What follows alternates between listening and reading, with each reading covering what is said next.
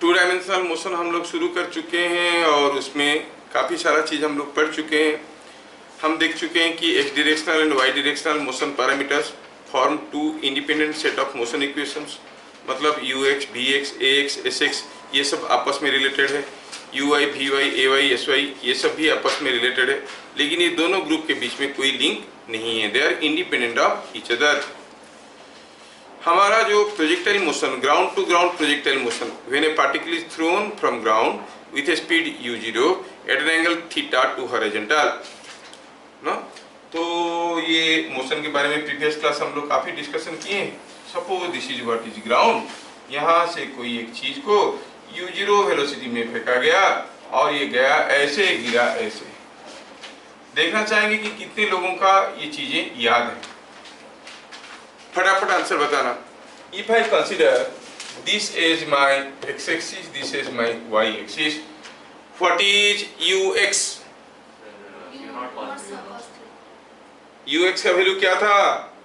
You not cos theta. फटाफट बताना है। What is U Y? U not sine theta. What is A X? 0। A Y minus G. Very good.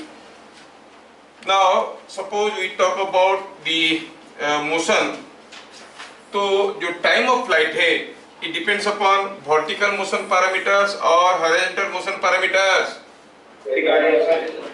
vertical motion parameters नहीं। अगर हम कहेंगे ये particle का वर्टिकल वेलोसिटी uy है, horizontal वेलोसिटी ux है, क्या आप टाइम ऑफ फ्लाइट बता सकते हो in terms of ux and uy? Time of flight पूरा यहाँ से जाके यहाँ पर गिरने के समय कितना था? कहाँ मैं u sin थीटा बोल रहा हूँ? मैं तो uy और ux की टर्म पे बोल रहा हूँ। 2uy by g, 2uy by g। और in terms of u0 and theta क्या था? 2u0 sin theta by g। Very good. 2u0 sin theta by g। अगर ये रास्ते में किसी एक स्मूथ वर्टिकल वॉल को टकरा गया और फिर आके ऐसे गिरा, the total time of motion will increase or decrease? Remain same।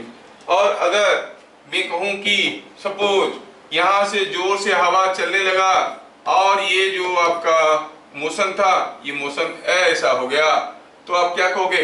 Time of flight will increase or decrease?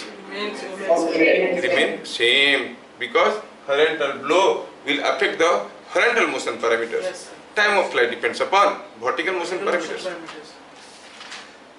फिर हम लोग देखिए what was the formula for maximum height attained in terms of uy? uy square by 2g। very good। अच्छा, what is the value of h in terms of u0 and theta? u0 square sin square theta by 2g। बहुत बढ़िया, ठीक है, आपको पूरा याद है सारा चीज, बहुत बढ़िया से याद रखियो। अभी देखिए इसको आगे बढ़ेंगे, लेकिन बिफोर दैट थोड़ा एक तो इंटेलिजेंस टेस्ट करेंगे। हमने क्या किया, ग्राउंड से किसी एक पॉइंट से हमने बॉल्स फायर करने लगा, बॉल्स फेंकने लगे। कोई बॉल को फेंका ऐसे तो ऐसे गिरा, कोई दूसरा बॉल को फेंका ऐसे अलग वेलोसिटी से। इसको u1 वेलोसिटी में फेंका था, इसको u2 वेलोसिटी में फेंका। अब ये पहला बॉल का नाम है A और दूसरा बॉल का नाम है B। पहला बॉल ऐसे गया, ऐसे गिरा, दूसरा बॉल ऐसे गया, ऐसे गिरा। बताना आपको ये है, फिगर को थोड़ा ध्यान से देखिए, कि बताना आपको ये है कि दोनों बॉल में से कौन सा बॉल पहले जल्दी नीचे गिरेगा। Whose time of flight is less? A का कि B का? A को फेंका यहाँ पे गिरा, B को फेंका यहाँ पे गिरा। ये दिमाग तोड़ने वाली क्वेश्चन है, सोच के बताओ कौन बॉल। हाँ बोलिए सर। सेम होगा। सेम होगा। क्यों सेम होगा भाई? क्यों सेम होगा? क्योंकि दोनों का h बराबर है, और आप जानते हो कि h का जो फॉर्मूला होता है वो होता है uy स्क्वायर बाई 2g। इसका मतलब दोनों का uy बराबर है, और time of flight is 2uy by g, मतलब दोनों का टाइम ऑफ फ्लाइट भी बराबर होगा। है ना कितना interesting question? Yes. u1 u2 are different, corresponding theta 1 theta 2 are also different, but the time of flight is same। बढ़िया, मजा आया, आप लोग सारा पढ़ के आए हो। चलिए इसको लेके आगे बढ़ते हैं और आज की पढ़ाई को आगे दौड़ाते हैं। ठीक है, today we shall see about horizontal range. Horizontal range ये बहुत ही इंपॉर्टेंट है, उसके ऊपर टिपिकल क्वेश्चंस आते हैं। क्या है हॉरिजॉन्टल रेंज को आर से डिनोट करते हैं। क्या है ये कोई बॉल को यहाँ से फेंके यू नॉट वेलोसिटी में, वो गया ऐसे, गिरा ऐसे, मान लो थीटा एंगल में फेंके थे और आके गिरा यहाँ पे। ठीक है, कितना दूर पे गिरा, व्हाट इज द डिस्टेंस, ये डिस्टेंस को कहते हैं रेंज। कितना दूर पे गिरेगा, this is what is called range of the ball. हमें निकालना है what is the horizontal range. Okay, वो कैसी का रिमोट देना पड़ेगा।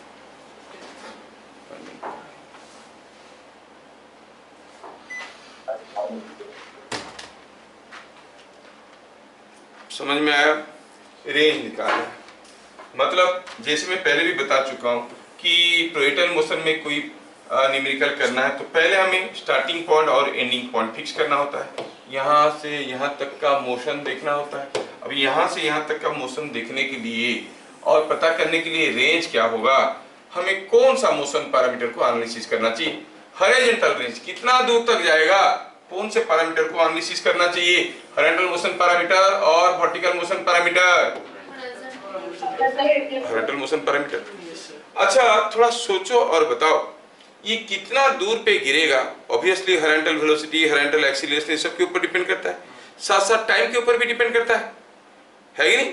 टाइम के ऊपर भी डिपेंड करता है, लेकिन टाइम किसके ऊपर डिपेंड करता है, वर्टिकल मोशन पैरामीटर और horizontal motion parameter. Vertical motion time depends upon vertical motion parameter. कितना दूर पे गिरेगा वो हॉरिजॉन्टल मोशन पैरामीटर और टाइम के ऊपर डिपेंड करेगा, है ना? इसका मतलब रेंज किसके ऊपर डिपेंड करेगा, both horizontal and vertical motion parameters. बात समझ में आ रहा है क्या? तो हम कहेंगे, पहले लिखेंगे, ये हम समझ लेना चाहिए कि it depends on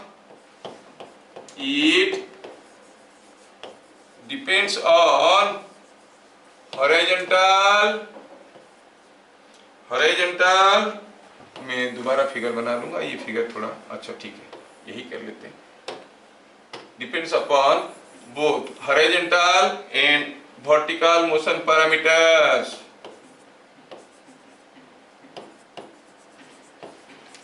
and vertical motion parameters क्यों लिखवाया ऐसे?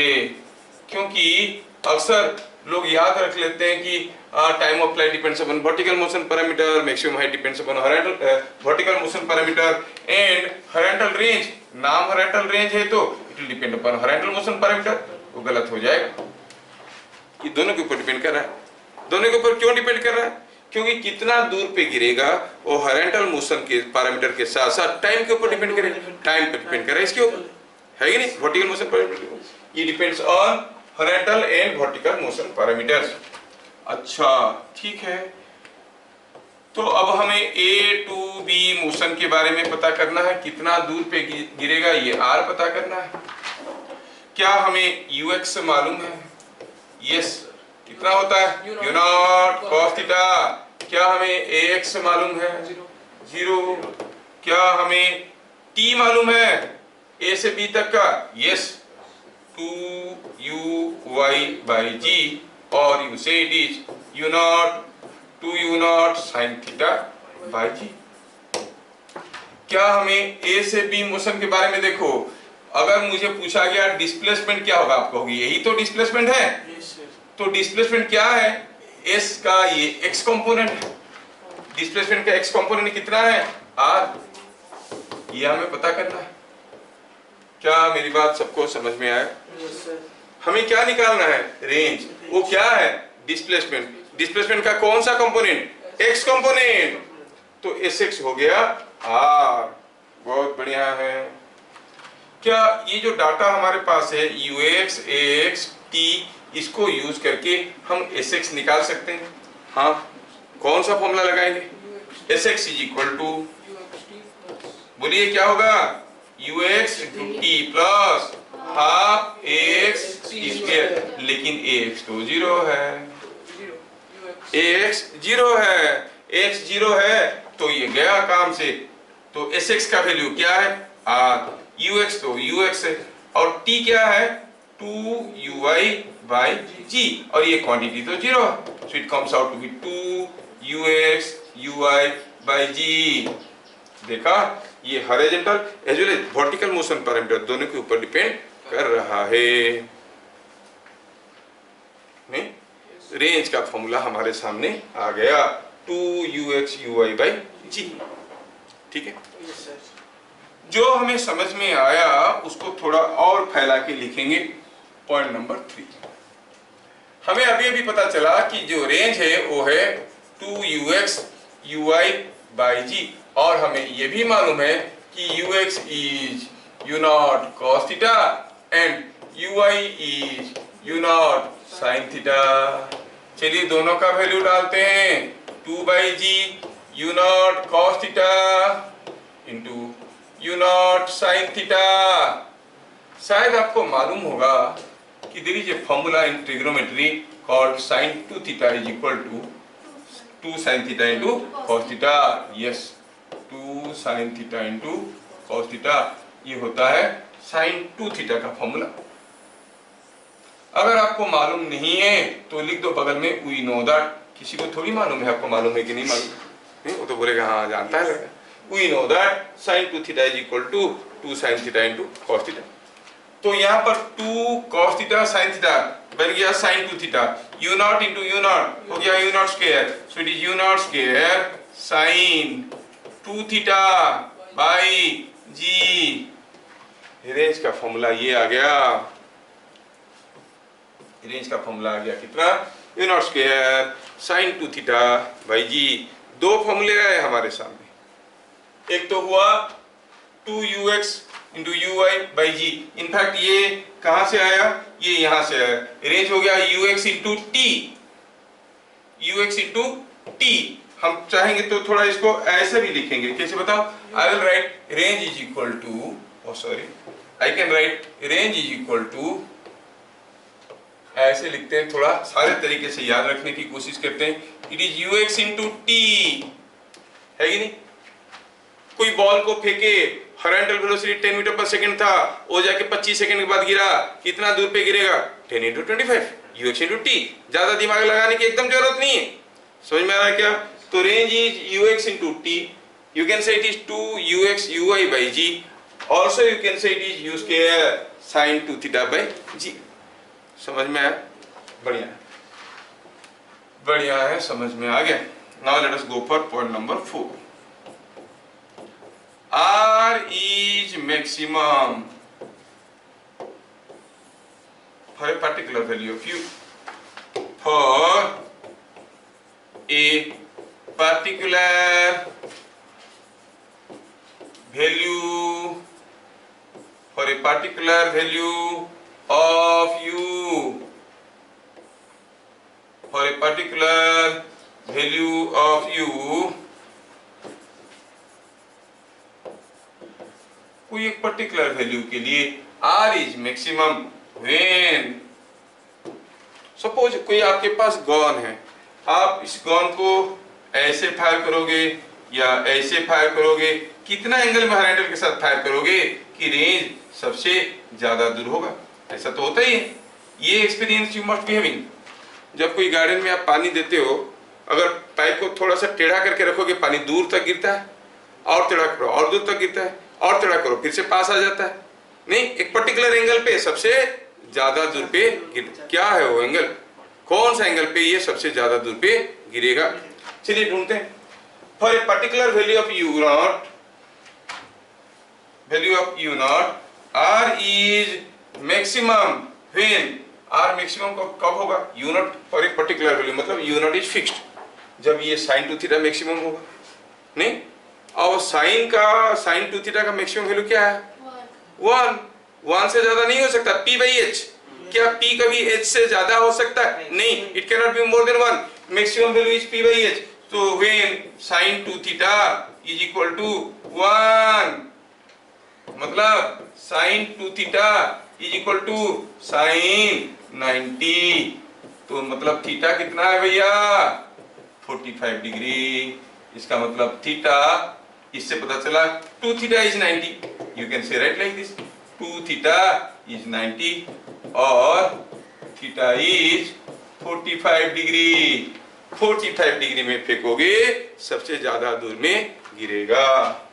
अब अपने दोस्तों के साथ आप पत्थर फेंकने की कंपटीशन कर सकते हो, वो जितना जोर फेंक रहा है आप भी अगर उतने ही जोर फेंक रहे हो, बराबर ताकत के हो, तब भी आप बोलोगे मेरा रेंज ज्यादा होगा, क्यों, क्योंकि वो हमारे पास ट्यूशन नहीं दिया है, आपने दिया है, तो कितना एंगल में फेंकोगे पत्थर सबसे ज्यादा दूर में गिरेगा, 45। Got it now? Yes. Must play with physics.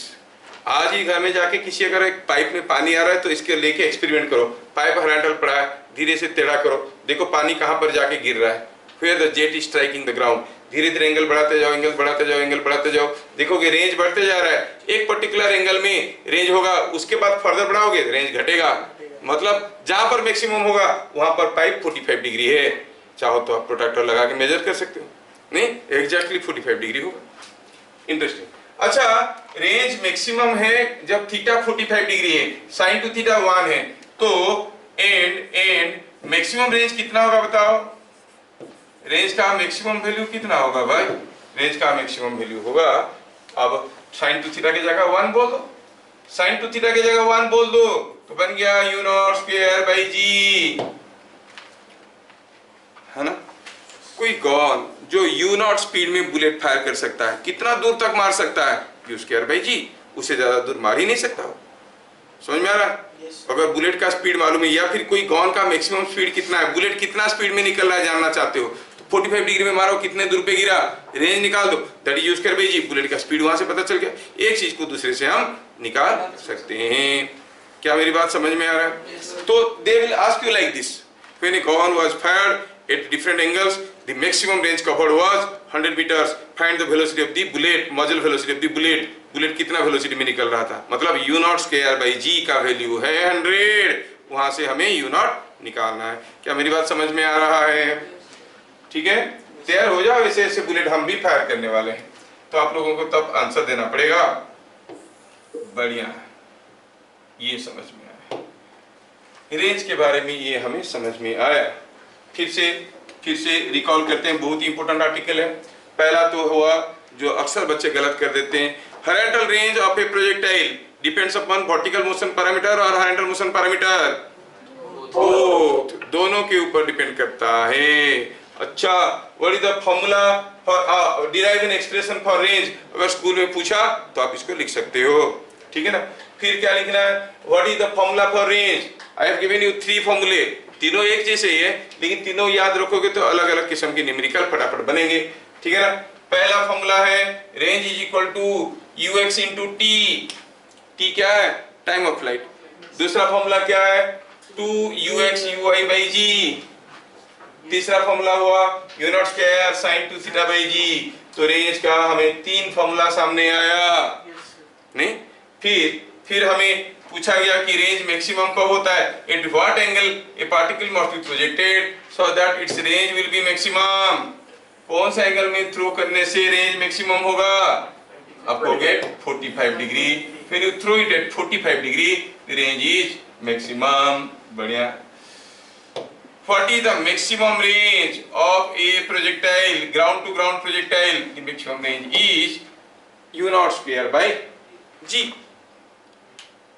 क्या मेरी बात समझ में आ रहा है? yes. कहानी खत्म नहीं हुआ, और भी कुछ है, ठीक है।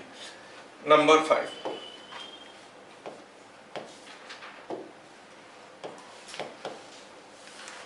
अब let us go back to our practical experience। हम यहाँ पे कोई पाइप को ऐसे टेढ़ा करके रखें, ये पाइप को जब हम ऐसे करके रखें तो यहाँ से जो पानी निकला सपोज वो आके यहाँ पे गिरा, फिर मैं पाइप को ऐसे किया तो पता चला पानी आके यहाँ पे गिरा, फिर मैं पाइप को ऐसे किया तो फिर पानी जाके यहाँ पे गिरा। ऐसा हो सकता है कि नहीं हो सकता है? Yes sir. मतलब किसी भी पर्टिकुलर पॉइंट में पानी गिराना है तो आपके पास दो पॉसिबल एंगल है, एक θ1 है और दूसरा एंगल क्या है? θ2 है। तो θ1 में फेंको जहां पे गिरता है, θ2 में फेंको तो वहीं पे गिरता है, नहीं? तो उन दोनों एंगल के बीच में रिलेशन क्या है? What is the relation between θ1 and θ2? क्या प्रैक्टिकली आप चीजों को फील कर पा रहे हो? नहीं? फॉर किसी भी range, for any particular range you have got two different angles of projection. नहीं, मान लो कि कोई बुलेट आप मारना चाहते हो, यहाँ पर बंदर बैठा है, अब पता चला सामने पेड़ है, अब मारोगे तो पेड़ में टकरा जाएगा बुलेट। तो आपको क्या सोचना है? अच्छा 20 डिग्री मारने से बंदर मिलता है, और भी मेरे पास एक दूसरा एंगल है, अगर उसी एंगल से सोच के मार सकेंगे तब भी बंदर को लगेगा। ये एंगल में मारने में ऑब्स्ट्रक्शन है, लेकिन वो एंगल में तो आ सकता है कि नहीं? So these are all practical utility parts. Numerical जब आएगा, थ्योरेटिकल क्वेश्चंस आएगा, आपको अलर्ट होना चाहिए समझने के लिए। ये θ1 और θ2 में एंगल क्या है समझने की कोशिश करते हैं, रिलेशन क्या है θ1 और θ2 में रिलेशन क्या है। अच्छा, आप जानते हो कि sin 2θ is same as sin pi minus 2θ। आपको मालूम होगा sin 60 is same as sin 120, नहीं? sin 2θ is same as sin pi minus 2θ, है कि नहीं? अच्छा, इसका मतलब ये जो sin पाई माइनस 2θ है इसको ऐसे लिख सकते हैं ना, I can write it is sin twice of pi by 2 minus θ। ऐसे भी तो लिख सकते हैं, sin 2θ is same as this. चलिए, let pi by 2 minus θ is equal to alpha. तो आपको क्या मिला? आपको sin 2θ is equal to sin, ये चीज को हम अल्फा बोल रहे हैं तो 2 अल्फा, नहीं? अब कोई चीज को u स्पीड में थीटा एंगल में फेंकेंगे, u स्पीड में थीटा एंगल में फेंकेंगे, उसका रेंज क्या होगा? u square sin 2θ by G. Alpha angle में फेंकेंगे तो u square sin 2 alpha by जी, और sin 2 अल्फा sin 2θ बराबर है। मतलब थीटा में फेंको जहां पे गिरेगा, अल्फा में फेंको वहीं पे गिरेगा। क्या बात समझ में आ रहा है? उसमें थीटा तो थीटा है, अल्फा क्या है? Pi by 2 minus θ। समझ में आ रहा है क्या? तो क्या लिखेंगे?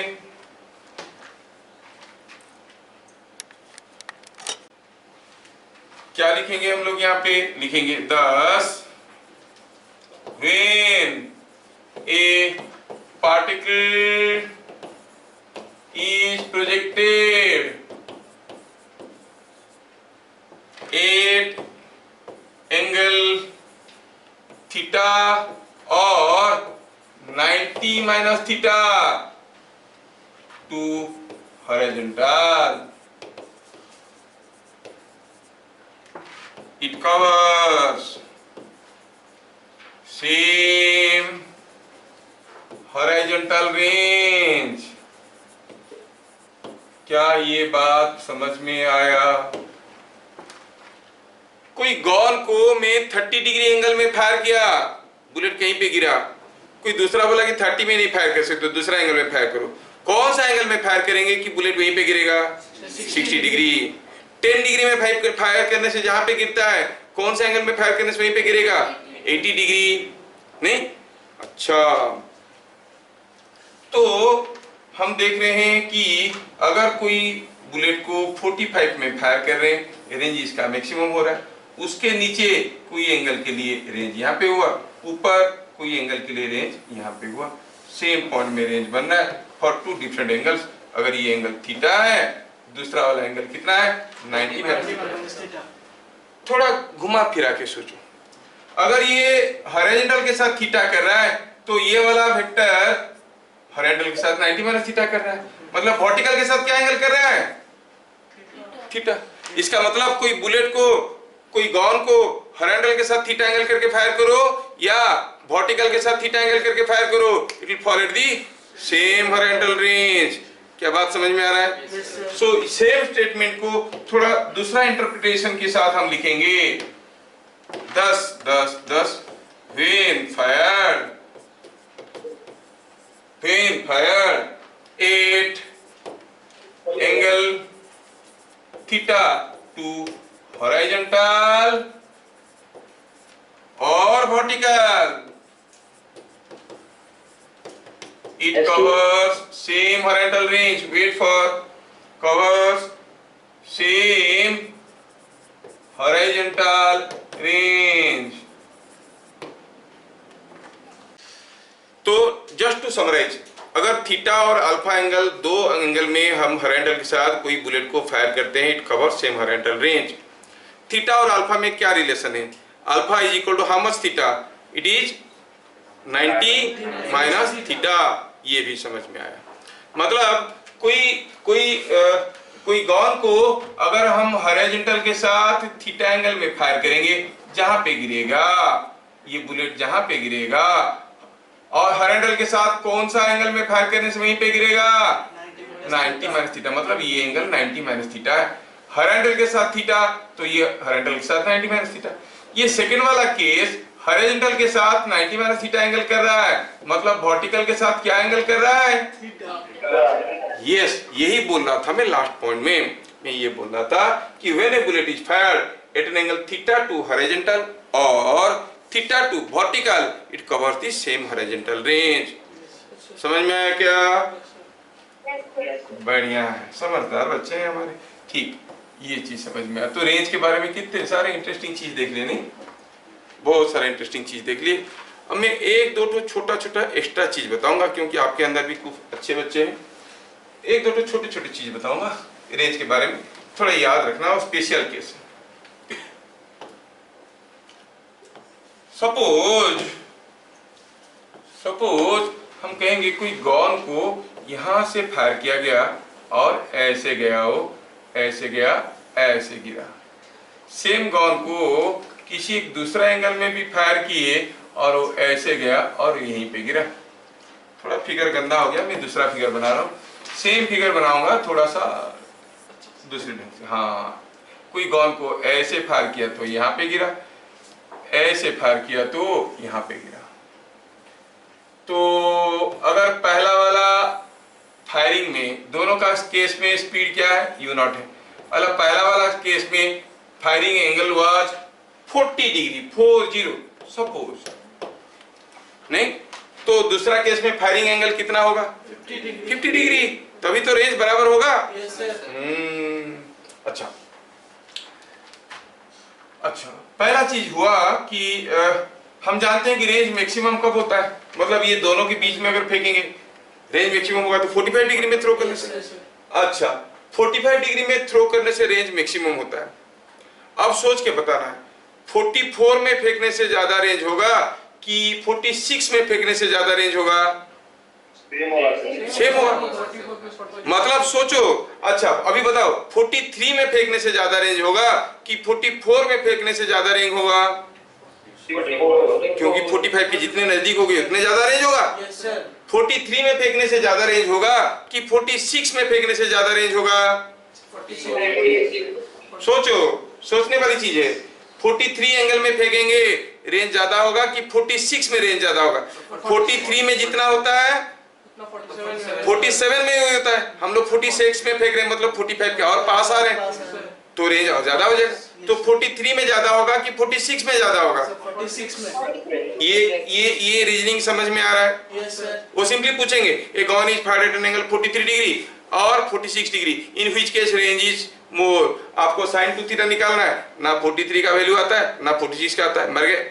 देखना है कि कौन 45 के नजदीक है। जो नजदीक है उसमें रेंज ज्यादा होगा। तो ये चीज को नहीं लिखते हैं, आप लोग समझ गए। अभी यहाँ पे मैं एक केस लिखना चाहता हूँ कि दो पार्टिकल को फेंका गया u0 स्पीड में। एक को u0 में फेंके तो यहाँ पे गिरा, दूसरे को u0 पे फेंके तो यहाँ पे गिरा, लेकिन दोनों का रेंज बराबर दिख रहा है। दोनों का रेंज बराबर दिख रहा है, रेंज इज सेम। चलिए मानते हैं कि पहला केस में जो टाइम ऑफ फ्लाइट था वो t1 था, दूसरा केस में जो टाइम ऑफ फ्लाइट था वो t2 था। समझ में आया?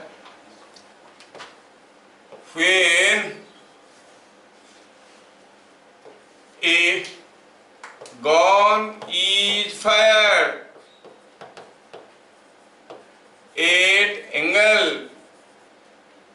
Theta to horizontal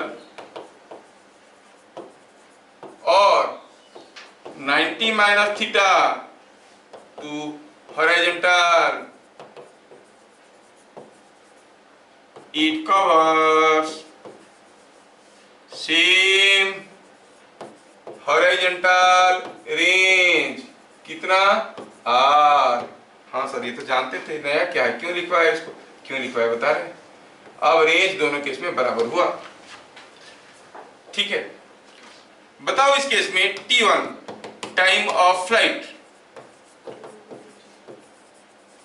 in first case कितना है फॉर्मूला उसका? 2u0 sine theta by g. Same gun को फायर किए, कितने भी एंगल में फायर करो स्पीड तो वही रहेगा। दूसरे केस में भी वही है। तो T2 क्या है time of flight in the second case? 2u0 yes, ये समझ में आना चाहिए। It is 2u0 sine 90 minus theta, और साइन 90 माइनस थीटा क्या होता है? Cos theta sine 90 minus theta by G. नहीं सिंप्लीफाई करके लिखो तो इस 2u0 कॉस थीटा बाई जी। ये बहुत ही चालू टाइप का क्वेश्चन हो गया, आजकल सब जगह आने लगा है, स्कूल वाले मिस कर जाते हैं, लेकिन आप देख लो। तो when it is thrown at an angle theta to horizontal range is time of flight is T1, at an angle 90 minus theta time of flight is T2, और दोनों ही केस में रेंज इज R। वहां पर एक interesting चीज देखने वाले, what is T1 into T2, दोनों को मल्टीप्लाई करके देखो तो 2u0 sin theta by g and 2u0 cos theta by g. 2u0 sin theta by g into 2u0 cos theta by g. 4u0 square. Yes, यहाँ पर ना एक काम करो, 2u0 square 2u0 square by G को थोड़ा बाहर रख दो, अंदर क्या रह गया देखो तो, और एक तो 2 sin theta cos theta, it is 2 sin theta cos theta, क्या होता है ये? sin 2 theta, it is 2u0 square by g into sin 2 theta. लेकिन आपको रेंज का भी तो फॉर्मूला मालूम है, u0 square sin 2 theta by G. तो u0 square sin 2 theta by G की जगह रेंज लिख देंगे तो ये बनेगा 2r बाई जी। समझ में आया क्या?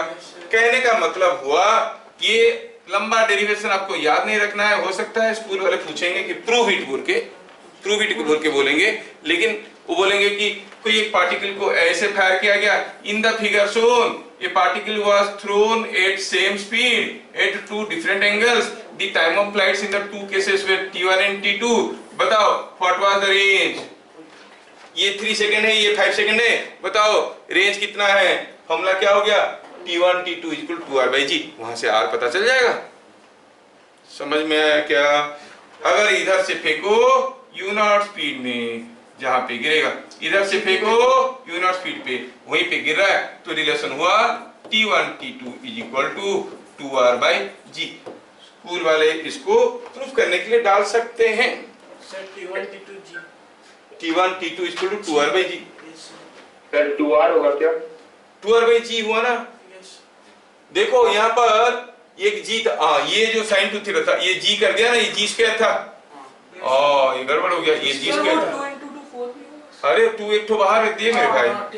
अब ये नीचे जी स्क्वायर था, आप इसको चाहो तो ऐसे लिख सकते हो ना, ये जो जी स्क्वायर था U square sin 2 theta by G, U square sin 2 theta by G को हम कर दिए r, बाकी बन गया 2 बाई जी, तो हो गया 2r बाई जी। हुआ क्या? समझ में आया क्या? Yes sir. यस, देखो ये जी स्क्वायर मिसिंग था। Yes sir. यस, तो आपको ये पूरा चीज हो सकता है थोड़ा सा डिफिकल्ट लगेगा, लेकिन थोड़ा डिफिकल्ट चीज करोगे तो बेटा कुछ कुछ सीखोगे।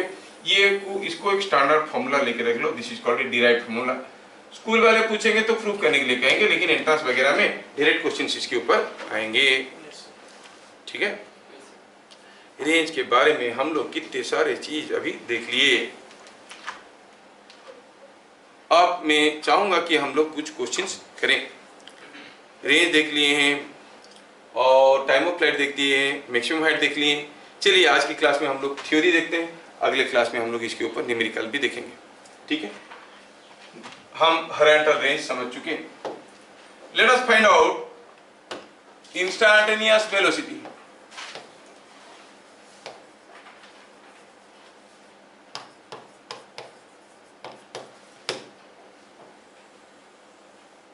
इंस्टैंटेनियस वेलोसिटी के बारे में कुछ इंपॉर्टेंट पॉइंट्स देखेंगे।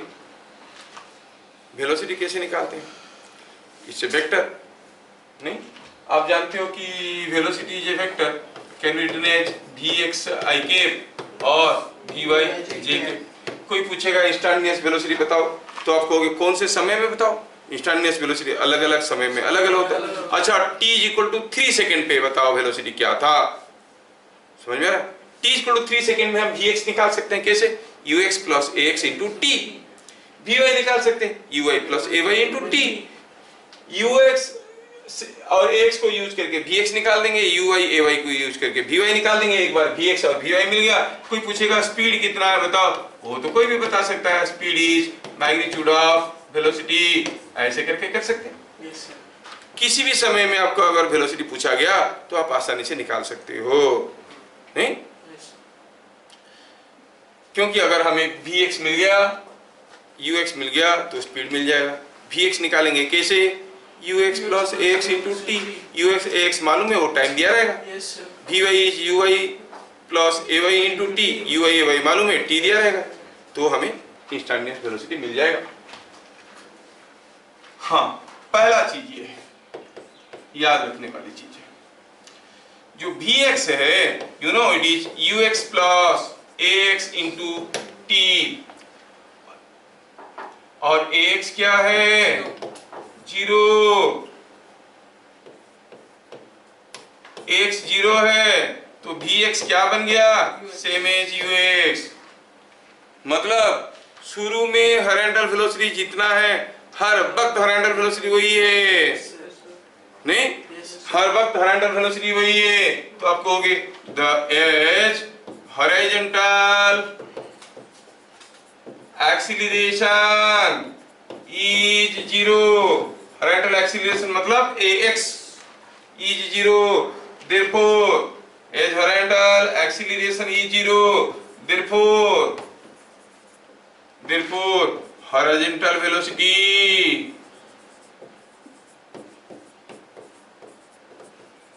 remain same throughout the motion, throughout the motion। और जो vy होता है वो क्या होता है? uy + ay × t। ay का वैल्यू क्या है? -g। तो ये बन गया uy - g × t। मतलब समय बदलेगा, vy बदलेगा नहीं, vy विल चेंज। शुरू में क्या होगा देखो तो, uy - gt, समय बढ़ने लगेगा, uy का वैल्यू vy का वैल्यू uy से, मतलब जो वेलोसिटी है वर्टिकल वेलोसिटी, वो घटने लगेगा। लेकिन एक समय के बाद ये इतने ज्यादा नेगेटिव हो जाएगा कि डायरेक्शन उल्टा हो जाएगा। पहले ये पॉजिटिव रहेगा, फिर थोड़ी देर में नेगेटिव हो जाएगा, नहीं? Yes, sir. समय के साथ।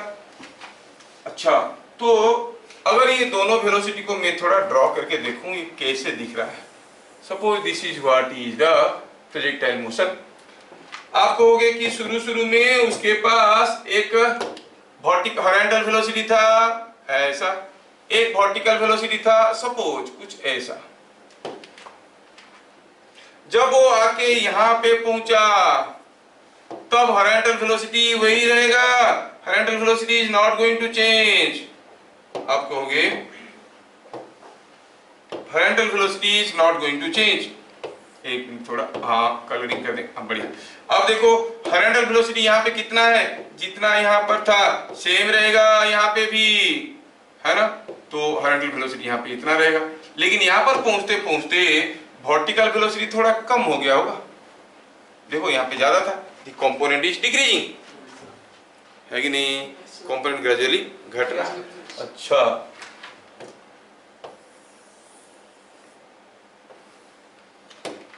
जब आके आप यहाँ पे पहुंचोगे तो हॉरिजॉन्टल वेलोसिटी तो वही रहेगा, horizontal velocity is not going to change, जितना था वही रहेगा, लेकिन वर्टिकल वेलोसिटी उतना ही रहेगा कि उससे कम रहेगा, उससे भी कम और भी कम हो गया, वर्टिकल वेलोसिटी घट रहा है। Yes, sir. Eight the highest point जो वेलोसिटी है वो क्या वेलोसिटी है देखो तो, एट द हाईएस्ट पॉइंट कौन सा वेलोसिटी रहेगा, आप कहोगे सिर्फ हॉरिजॉन्टल वेलोसिटी रहेगा, और हाईएस्ट पॉइंट में वर्टिकल वेलोसिटी कितना है, 0। समझ में आ रहा है? Yes, sir. तो देखो वर्टिकल वेलोसिटी घटते घटते घटते घटते 0 हो गया, कहां पे, हाईएस्ट Highest पॉइंट point है. नहीं, Highest point है. जब वो आके यहाँ पे पहुंचेगा एट दिस पॉइंट, सोचते हैं कि कुछ ये पॉइंट की बात किया जाए, ये पॉइंट में जब वो आके पहुंचेगा, चलो मानते हैं कि ये पॉइंट में उसका हॉरिजॉन्टल वेलोसिटी तो रास्ता भर हर जगह वही रहेगा, लेकिन यहाँ पर वर्टिकल वेलोसिटी उल्टा हो गया होगा, ऐसे है कि नहीं, Yes, sir. ये फिर जब वो आके नीचे पहुंचेगा तब उसके पास एक वर्टिकल वेलोसिटी तो होगा उतना ही, Yes, sir. और हॉरिजॉन्टल वेलोसिटी जो था वही, सिमेट्रिकल मोशन है ना, हॉरिजॉन्टल वेलोसिटी तो जो था वही आ जाएगा।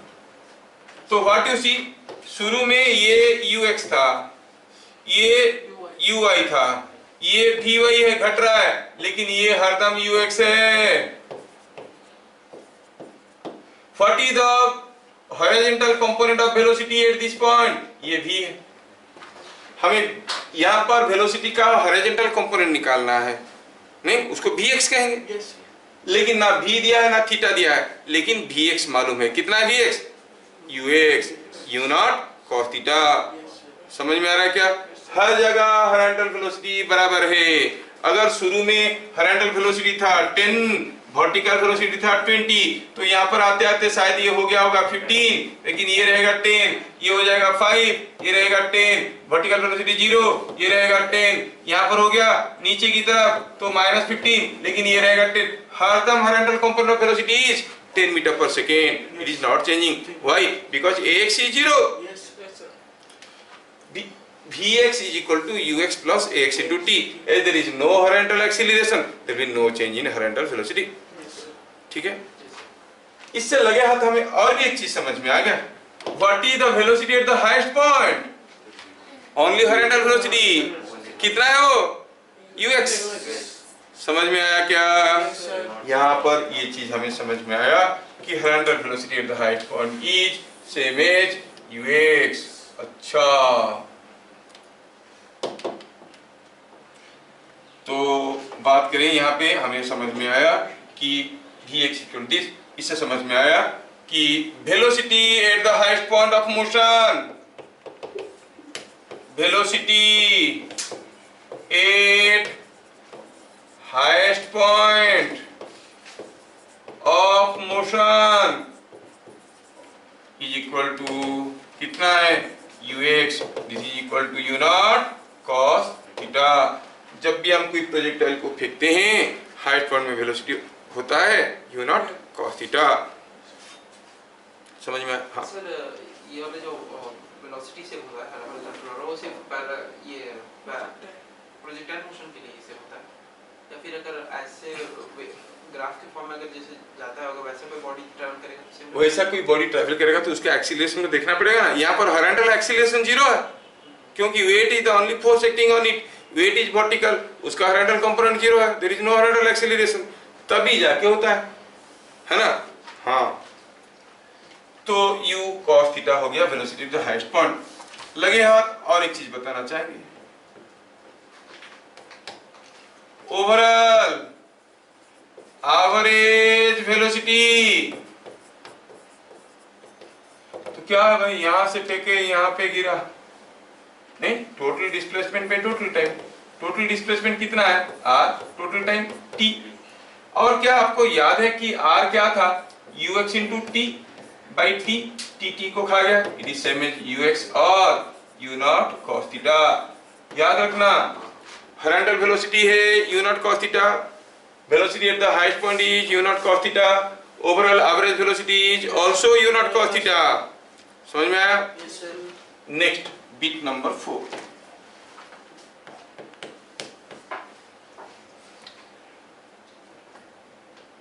when it is flying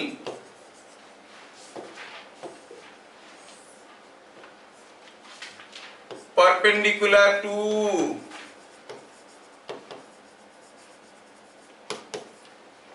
initial direction of motion.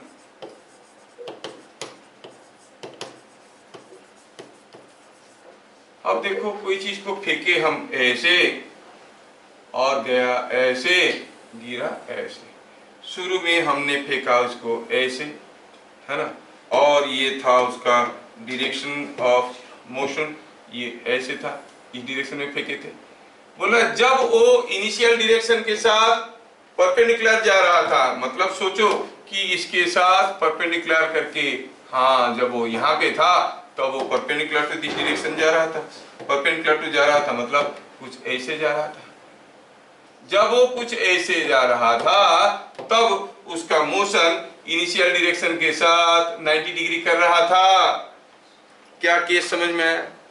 When it is flying perpendicular to initial direction of motion, initially उसका स्पीड था u0, अब क्या है मालूम नहीं है, कॉल इट v। क्वेश्चन ये है कि v कितना है। जब वो इनिशियल डायरेक्शन को परपेंडिकुलर होके जा रहा है तब v कितना है, क्वेश्चन समझ में आया? When it is flying perpendicular to initial direction of motion, its velocity is v is equal to u0 cot theta। cot theta समझ में आ रहा ना? हाँ। अब कैसे हुआ अभी तो देखना है। चलिए प्रूफ देखते हैं, क्योंकि हो सकता है कि स्कूल वाले आपको प्रूफ करो बोल के पूछ देंगे, या फिर पूछेंगे कितना है न्यूमेरिकल में, तो u0 cot theta लिख देना, एमसीक्यू है तो डिराइव करो तो डिराइव करना पड़ेगा, लेकिन CHEC वालों का नहीं पूछेंगे। अच्छा थोड़ा सोचो और बताओ, आप लोग समझदार लोग को फटाफट बता दोगे। ये u0 हर एंगल के साथ थीटा एंगल कर रहा है, v u0 के साथ 90 डिग्री एंगल कर रहा है। क्या बता सकते हो ये एंगल कितना होगा? v हर एंगल के साथ कितना एंगल कर रहा है? Can anyone help me? What angle v makes with horizontal? सोचो सोचो कि ये u है ना, और ये v है, u और v परपेंडिकुलर हुए, u कर रहा है थीटा एंगल हॉरिजॉन्टल के साथ, तो v हर एंगल के साथ क्या एंगल करेगा? 90 माइनस थीटा। इसका मतलब this angle is 90 minus theta, मतलब this angle is 90 minus theta. क्या मेरी बात समझ में आ रहा है? यस, तो this angle is 90 minus theta.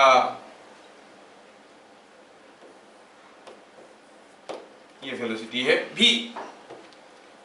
ठीक है, समझ में आ गया सबको? तो when it is flying perpendicular to initial direction of motion, उसका वेलोसिटी क्या है? वेलोसिटी v, और वो क्या एंगल कर रहा है हर एंगल के साथ? It is making 90 minus theta. इधर clear? Well, we know that ax is equal to 0, so vx is equal to ux। हमें क्या पता करना है? v कितना है, लेकिन हमें मालूम है कि vx is equal to ux। vx मतलब v का x कंपोनेंट, v तो x एक्सिस के साथ 90 माइनस थीटा एंगल कर रहा है। क्या कोई मुझे बताएगा vx क्या होगा? It is v cos 90 minus theta. v का x कंपोनेंट नहीं, और u का x कंपोनेंट ux क्या है? ux is u0 cos theta. थोड़ा मारपीट करिए, ये v cos 90 minus theta is v sin theta and that is u0 cos theta. यहां से पता चल गया कि v is equal to u0 cot theta. क्या प्रूफ समझ में आया? Yes, sir. यस आया। So when it is flying perpendicular to the initial direction of motion, it velocity is u0 cot theta. समझ में आया? बढ़िया, ठीक है। आखिर चीज वेलोसिटी के बारे में बताएंगे अभी आपको, ठीक है?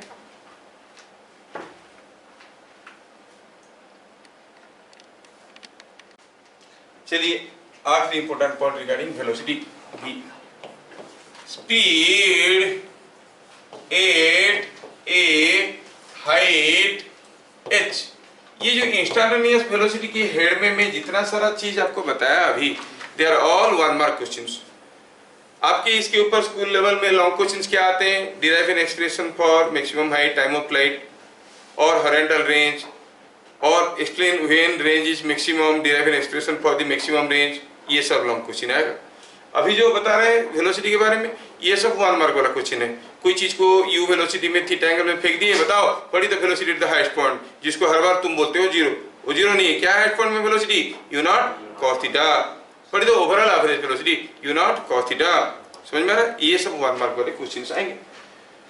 Speed at A height h, ये कोई चीज को फेंका गया है और ये ऐसे गिरा है, जब वो इधर से जा रहा था तो उसका स्पीड क्या था, फेंके थे u0 में, पहुंचा यहाँ पे, और हमें स्पीड पता करना है कब, जब वो जमीन से h हाइट में था। वैसे हम बताए थे कि किसी भी समय में अगर स्पीड पता करना है तो v पता कर लो, vxi के vyj के, और वहां से vx² + vy² होल डबल करके कर लेंगे। लेकिन यहाँ पर स्पीड निकालने के लिए मैं थोड़ा सा एक आसान तरीका अपनाना चाहता हूँ। वो तरीका ये है कि थोड़ा बहुत जो आप माइनर क्लासेस में पढ़े हो, during this motion you know the sum of kinetic energy and potential energy same at all points, यहाँ पे और यहाँ पे, है कि नहीं? Yes, sir. हाँ, तो हम कहेंगे speed at A height h, खाली फॉर्मूला पहले लिख देते हैं, क्या होता है वो, u² - 2gh होता है। प्रूफ करने की कोशिश करते हैं। स्पीड कितना होता है, u² - 2gh का रूट ओवर। प्रूफ करने की कोशिश करते हैं। हम जानते हैं कि kinetic energy at b plus potential energy at b is equal to kinetic energy at a plus plus plus plus potential energy at a। क्या ये बात के साथ सब तैयार हो? सही है स्टेटमेंट? ठीक है। तो काइनेटिक एनर्जी एट b, अगर इसका स्पीड v है जो हम पता करना चाहते हैं, तो काइनेटिक एनर्जी क्या होगा, half mv²। Potential energy at b पे पोटेंशियल एनर्जी क्या होगा, ये ग्राउंड से क्या हाइट पे है, h हाइट पे है, तो कितना हो जाएगा, mgh। Kinetic energy at a में तो हम u0 वेलोसिटी में फेंके थे, क्या होगा kinetic energy, half m u0 का स्क्वायर, क्योंकि u0 में फेंके थे। कौन बताएगा कि what is potential energy at a, ground पे है, it is on ground. What is the potential energy on ground? 0। तो ये बन गया 0। थोड़ा सिंप्लीफाई करिए और m कॉमन है, वो कैंसिल हो जाएगा, निकालिए, आपको मिलेगा v² = u² - 2gh और v = u² - 2gh का root over. These are all standard formula you can directly use। समझ में आ रहा है क्या? Yes। इंस्टेंटेनियस स्पीड के बारे में इतने सारा चीज हम लोग देख लिए, नहीं? चलिए देखते हैं next important point, displacement.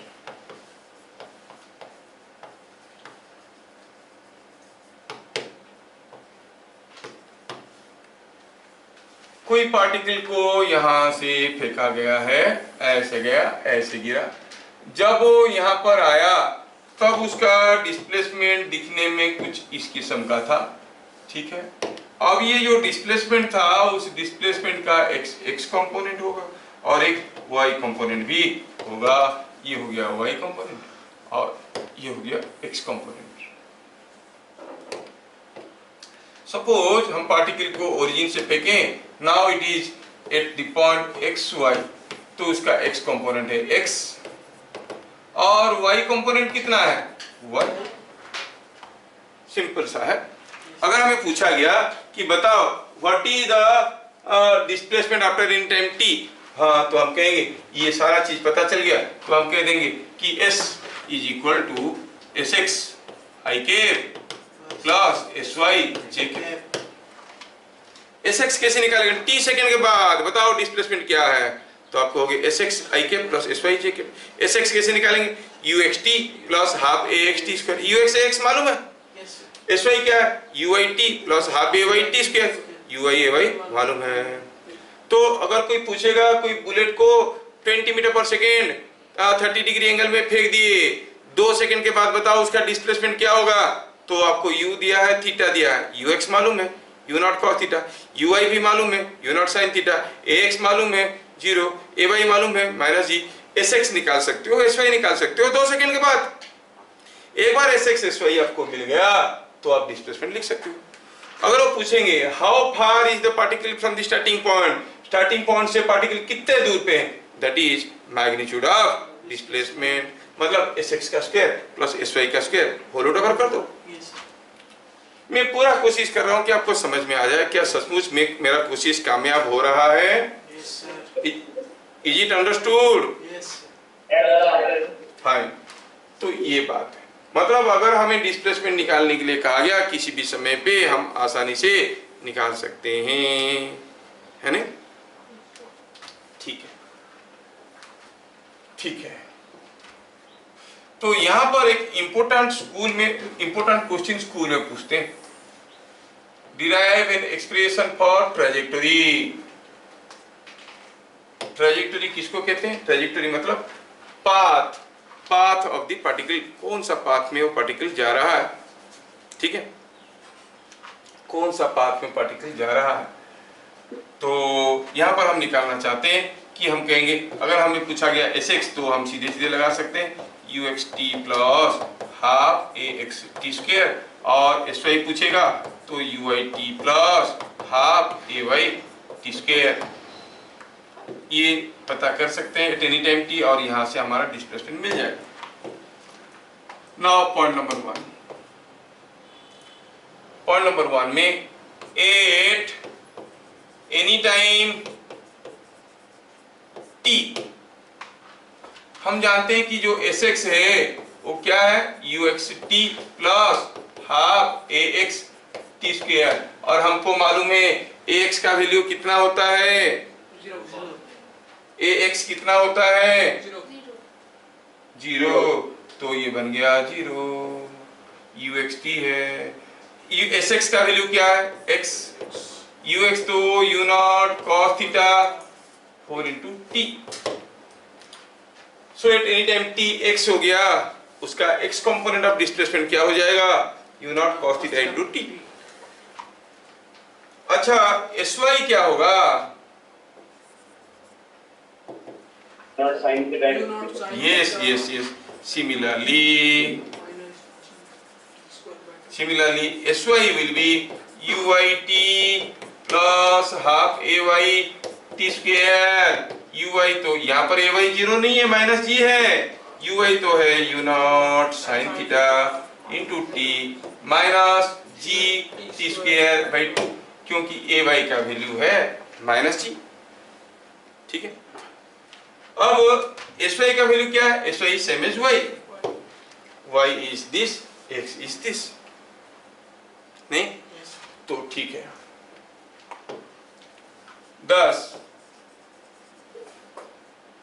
if xy is the coordinate of particle projected from origin, then x is equal to u naught cos theta into t and y is equal to u naught sin theta into t minus half g t square। हम क्या करने जा रहे हैं, क्या ये learn पढ़ करके इतना सारा चीज लिख रहे हैं, इसमें हम ये लिखना चाहते हैं कि what is the path of the projectile, कौन से जो रास्ते में जाएगा, हम पहले बताया था ना पैराबोलिक पाथ में जाता है, हमें प्रूव करना है कि ये पैराबोला है, ट्रैजेक्टोरी ये पैराबोला। पहले ये क्वेश्चन बहुत स्कूल वाले डालते थे, आजकल डालना बंद कर दिए, क्योंकि बताना बंद कर दिए, जितना बताते हैं वही डालते हैं, तो बताना बंद कर दिए तो डालना भी बंद कर दिए। Anyway it's a very important derivation, और जो फॉर्मूला निकल के आएगा वो भी बहुत इंपॉर्टेंट है, ठीक, u sin theta t minus half G square. हाँ तो x equal u not cos theta t, तो आपको होगी ये इक्वेशन 1 है, ये इक्वेशन 2 है। Putting value of t from equation 1 in equation 2 क्या मिलेगा? y is equal to u not sine theta into t minus half g t square. T का वैल्यू क्या हो जाएगा? टी क्या हो जाएगा बोलो? T is coming out to be, t is x by u not cos theta, है कि नहीं? Yes, sir. टी के जगह वैल्यू डाला जाए u not cos theta, sorry u not sine theta, u not sine theta, t के जगह u not by x by u not cos theta minus half g. T square के जगह लिख सकते हैं x square by u not square cos square theta. क्या बात समझ में आ रहा है? देखो टी की जगह वैल्यू डाल दी, Yes, sir. थोड़ा मारपीट करो तो ये यूनिट को खा गया। इधर क्या मिला? X tan theta minus g x square by 2 unit square cos square theta. तो क्या मिला? y इज इक्वल टू क्या मिला? y is equal to x tan theta minus g x square by 2 u square cos square theta. ऐसा कोई equation, जैसे आप जानते होंगे y is equal to a x plus b किसका इक्वेशन होता है? Straight line mx plus c. Similarly y और x में अगर रिलेशन होगा x square plus y square is equal to r square, वो सर्किल का होता है। Yes, sir. नहीं, y square is equal to 4x तो पैराबोला का होता है। X square by a square plus y square by b square is equal to 1, वो होता है आपका एलिप्स का। तो ऐसा जो इक्वेशन है x ax minus b x square, क्योंकि बाकी सारा चीज कांस्टेंट है, ax minus b x square, ये होता है इक्वेशन ऑफ ए पैराबोला। समझ में आया क्या? Yes, sir. तो क्या लिखेंगे यहाँ पे? ये beat number 3, the equation 3 represents equation of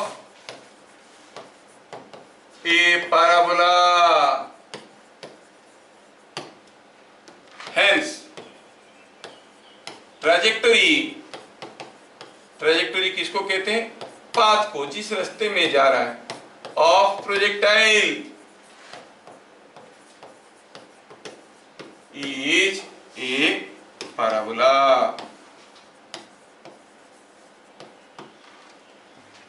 तो प्रोजेक्टाइल जिस रास्ते में जाता है वो पाथ कैसा होता है? इक्वेशन उसका पैराबोलिक होता है। ठीक है, अभी अभी हम लोग पाथ इक्वेशन को देखे और बड़ा फुटका सा इक्वेशन था, याद रखने में बड़ा डिफिकल्ट लगता है। y is equal to x tan theta minus g x square by 2 u not square cos square theta. कितना बड़ा है ना, याद रखने में बड़ा दिक्कत होगा इसको। Yes, sir. थोड़ा इधर उधर मिस हो गया तो गया नहीं। और वैसे भी तो पहले से रेंज का फॉर्मूला है, उसके बाद साइन 2 थीटा नहीं, और किसमें साइन स्क्वायर थीटा, किसमें 2 साइन थीटा, फिर इसके साथ ये जुड़ेगा, सब कंफ्यूज हो जाएगा नहीं। तो हम इसको एक बहुत आसान तरीके से लेना चाहते हैं, जो हमारा बड़ा काम का चीज है। ये जो स्टेटमेंट देखे हम लोग, क्या है ये वाला, y is equal to this, इसको थोड़ा सा सिंपलर फॉर्म में लिखना चाहेंगे। बिट नंबर 2 में लिखना चाहते हैं मॉडिफाइड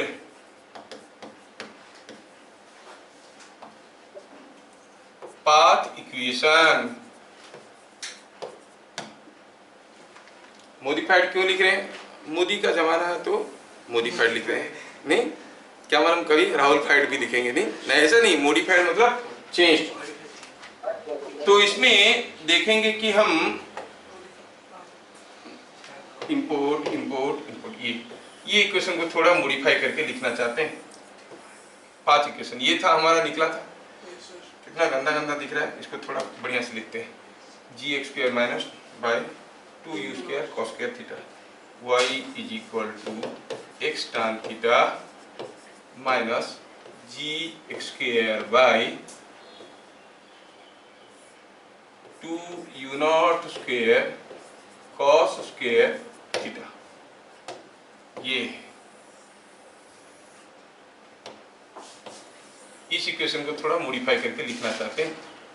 देखो इस इक्वेशन में से मैं जबरदस्ती x tan थीटा कॉमन ले लेता हूं, तो यहाँ पे क्या रहेगा 1 minus gx² bye 2u0² cos² theta तो पहले से था, क्योंकि x tan थीटा कॉमन लिए तो यहाँ पे डिवाइड हो जाएगा x tan थीटा, हो जाएगा ना। ठीक है, थोड़ा सिंप्लीफाई करो, ये x² है, ये x है, एक तो खा गया नहीं। और थोड़ा देखो तो tan थीटा के मिनट में sin theta by cos theta, Yes, sir. tan theta को sin theta by cos theta लिखेंगे तो एक cos थीटा ये खा जाएगा, Yes, sir. क्या बच जाएगा 2 cos थीटा sin थीटा, वो क्या होता है sin 2 थीटा 90 theta. नहीं। तो चलो इसको लिखते हैं, it is x tan theta whole into 1 minus ऊपर है gx, नीचे है u0² sin 2 थीटा। समझ में आया? वही फिर से sin theta cos theta 2 theta square theta सब आ गया, बड़ा गड़बड़ करेगा। इसको थोड़ा और सिंप्लीफाई करते हैं, और सिंप्लीफाई करते हैं।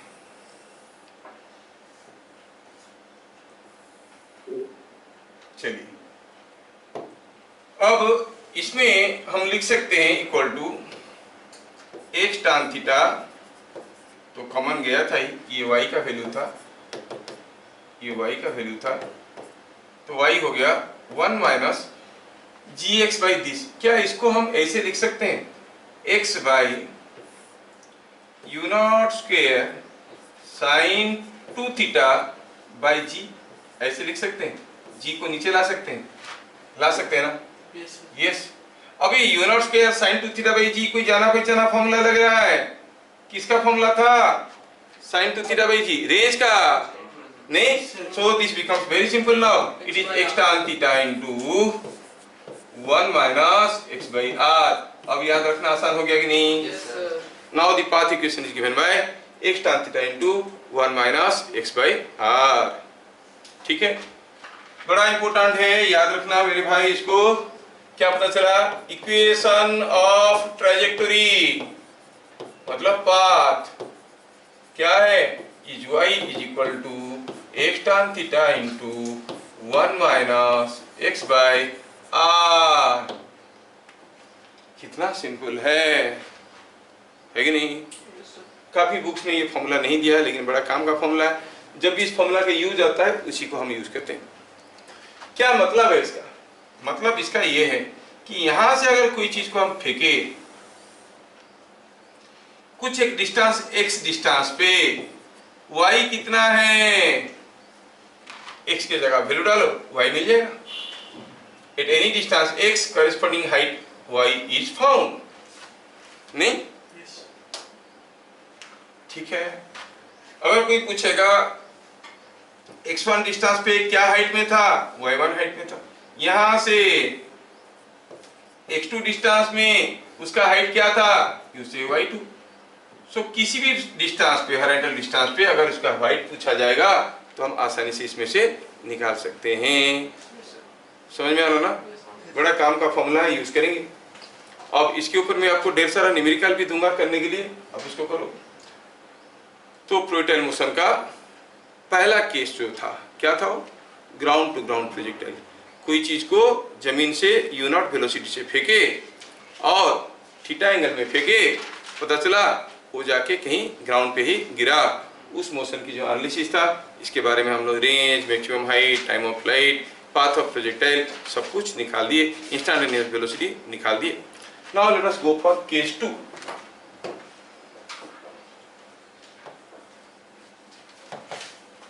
A particle projected horizontally from a height h यहाँ से किसी एक छत की ऊपर से हम कोई पार्टिकल को फेंके, क्या स्पीड में? u0 स्पीड में। वो ऐसे जाएगा, ऐसे गिरेगा, नहीं? ठीक है, ये हम निकालना चाहते हैं। अब क्या दिया है? दिया है कि ये जो हाइट है, ये हाइट है h। कोई चीज को h हाइट से फेंके, यहाँ पे गिरा v वेलोसिटी में, ऐसा मोशन को एनालिसिस करना चाहते हैं। उसका हॉरिजॉन्टल रेंज क्या हो गया? Horizontal range is this is the horizontal range. Now we want to analyse A to B motion. A to B motion में हम देखना चाहते हैं कि क्या क्या चीजें हम निकाल सकते हैं। ध्यान से देखो, कोई पार्टिकल को किसी एक हाइट से, h हाइट से u0 वेलोसिटी में हॉरिजॉन्टली फेंका गया, वो आके ऐसे गिरा। सर हॉरिजॉन्टली क्यों फेंके, ऐसे क्यों नहीं फेंके? ऐसे भी फेंक सकते हैं, कैसे भी फेंक सकते हैं। ठीक है, ये केस 2 है, केस 3 में आप टेढ़ा फेंक सकते हो। Rules are same. क्या करना होता है? पहले हमें पता करना है कि ux क्या है, uy क्या है, ax क्या है, ay क्या है। कोई बताएगा? अगर इसको मैं हॉरिजॉन्टली थ्रो कर रहा हूं और इसको x एक्सिस, इसको y एक्सिस ले रहा हूं, तो क्या बता सकते हो व्हाट इज ux? u का हॉरिजॉन्टल कंपोनेंट, वो तो पूरा का पूरा हॉरिजॉन्टल था। u का horizontal component is same as u0, क्योंकि x एक्सिस के साथ 0 एंगल कर रहा है, u0 cos 0। uy, u का वर्टिकल कंपोनेंट u0 cos 90, तो हो गया 0, नहीं? ax, एक्सीलरेशन तो रास्ते में यही था, क्या? g, because of the force mg by m होता है g था नीचे की तरफ, तो हॉरिजॉन्टल एक्सीलरेशन क्या होगा? What is the acceleration in this direction? आप कहोगे d इज इक्वल टू 0, क्योंकि कोई भी वर्टिकल वेक्टर का हॉरिजॉन्टल कंपोनेंट 0 होता है, नहीं? ay is minus g। हाँ, क्या ये यूनिफॉर्म एक्सीलरेशन मोशन है? हाँ है, हर जगह एक्सीलरेशन कांस्टेंट है। क्या ये वन डायमेंशनल मोशन है? No, it's a two dimensional motion. पहला चीज निकालना चाहेंगे, टाइम ऑफ फ्लाइट, मतलब t, यहां से यहां तक आने के लिए कितना समय लगेगा। ध्यान से देखो, कितना समय लगेगा यहां से यहां तक आने के लिए, मतलब A to B मोशन देखना है। क्या बता सकते हो कि A to B मोशन में हमें क्या क्या चीजें मालूम है? हमें मालूम है ये कौन सा पैरामीटर को देखना चाहिए, नीचे गिरने के लिए कितना समय लगेगा, कौन सा मोशन पैरामीटर को देखना चाहिए, वर्टिकल मोशन पैरामीटर के horizontal motion parameter? Vertical motion parameter. तो देखेंगे uy क्या है, uy तो 0 था, ay क्या है, ay तो माइनस g था। टाइम, अरे वही तो पता करना है। अच्छा, डिस्प्लेसमेंट का y कंपोनेंट, जब वो यहां से आया यहां पे गिरा, उसका डिस्प्लेसमेंट कुछ दिखने में इस किस्म का था, ये था उसका डिस्प्लेसमेंट। अगर यही है डिस्प्लेसमेंट, तो आप कहोगे डिस्प्लेसमेंट का y कंपोनेंट क्या होगा? डिस्प्लेसमेंट का y component is this, that is equal to h, लेकिन नीचे की तरफ होगा तो माइनस h। क्या चीजें समझ में आ रहा है? या आपके पास uy है, ay है, sy है, क्या आप t नहीं निकाल सकते? Can you not find out the value of t out of it? t is equal to say capital T। कैसे निकालेंगे? s is equal to ut plus half it square वाला फॉर्मूला लगाएंगे। sy is equal to uyt plus half ay t square. uy तो 0 है, sy है minus h, और ये हो गया माइनस हाफ जी, t के जगह कैपिटल T डालो स्क्वायर, और इससे फॉर्मूला आया t is equal to 2h by g का रूट ओवर। आया क्या समझ में? तो कितना समय लगा नीचे आने के लिए? 2h by g। समझ में आ रहा है? ये बड़ी इंपॉर्टेंट चीज है। अब इसका इंपॉर्टेंस तो और भी समझ में तब आता है जब हम देखते हैं कि ये जो t है वो u के ऊपर डिपेंड नहीं कर रहा है, नहीं? सपोज हम कहेंगे ये किसी एक छत से हम कोई एक बॉल को गिरा दिए, मतलब इनिशियल वेलोसिटी 0 था, कोई बॉल को फेंके 10 मीटर पर सेकेंड में और वो आके यहाँ पे गिरा, कोई दूसरे बॉल को फेंके 12 मीटर पर सेकेंड में, वो इससे भी दूर गिरा, ये नीचे आने के लिए टाइम लिया t1, ये लिया t2, ये लिया t3, कौन ज्यादा टाइम लेगा? क्या ये u के ऊपर डिपेंड करता है? नहीं करता है, टेक्स सेम टाइम नहीं। सो तो क्या याद रखने वाली चीज हुआ? Time of motion is independent of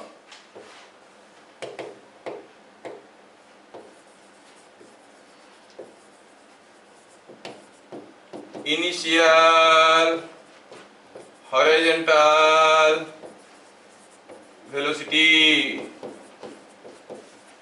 क्या मिलेगा? t1, t2, t3। वो अक्सर पूछते हैं किसी एक छत से एक बुलेट को गिरा दिया गया, दूसरा बुलेट को हॉरिजॉन्टली फायर कर दिया गया, जो गिरा दिया गया वो सीधा गिरा, जिसको फायर किया वो दूर में गिरा, कौन पहले गिरेगा? सेम टाइम में गिरेंगे। समझ में आ रहा है? सेम टाइम में गिरेंगे। लगे हाथ। और भी एक चीज याद रखना, सेम टाइम में गिरेंगे मतलब जब ये वाला बॉल आके यहाँ पे हुआ होगा, दूसरा वाला बॉल कहाँ पे होना चाहिए बताओ? It should be somewhere here. दूसरा वाला आके यहाँ पे होगा, तीसरा वाला आके यहाँ पे होगा। बात समझ में आ रहा है? तीनों एक साथ जमीन पे आके गिरेंगे, मतलब they will be always at the same horizontal level. समझ में आ रहा है? ये सबके ऊपर खूंखार खूंखार क्वेश्चंस बनेंगे। समझ में आ रहा है? तो तीनों बॉल हरदम हॉरिजॉन्टल लेवल में, सेम हॉरिजॉन्टल लेवल में रहेंगे। कुछ समय के बाद ये रहेगा यहाँ, ये रहेगा यहाँ, ये रहेगा यहाँ, कुछ समय बाद ये जमीन पे, ये जमीन पे, ये जमीन पे। Excuse me sir. एक्सक्यूज्ड। बोलो सर, u नॉट बाई जी करने से नहीं होगा? u नॉट बाई जी करने से नहीं होगा, क्योंकि u not is horizontal velocity. अगर वर्टिकल वेलोसिटी होता तो कर देते। अब याद करो, वर्टिकल मोशन में कोई चीज को अगर हम एज हाइट से गिरा देते थे, नीचे गिरने के लिए कितना समय लगता था? यही टाइम तो लगता था। When something is dropped from a height, यहाँ पर भी वही हो रहा है। ठीक है ना? u नॉट बी जी तब होता है जब u नॉट इज वर्टिकल, लेकिन यहाँ पर तो u नॉट हॉरिजॉन्टल लिया गया। समझ में आया? अच्छा, टाइम ऑफ फ्लाइट देख लिए। Next bit number 3, horizontal range.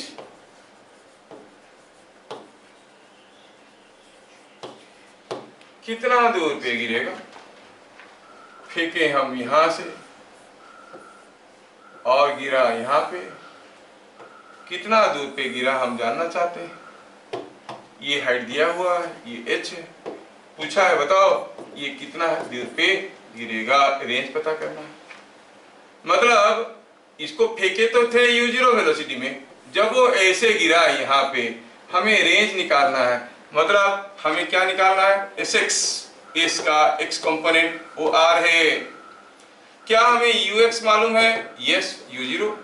क्या हमें ax मालूम है? हाँ 0। क्या टाइम मालूम है? यस, अभी अभी तो पता किए, 2h by ji, 2h by जी। क्या आप बता सकते हो sx is equal to ux t plus half ax t square.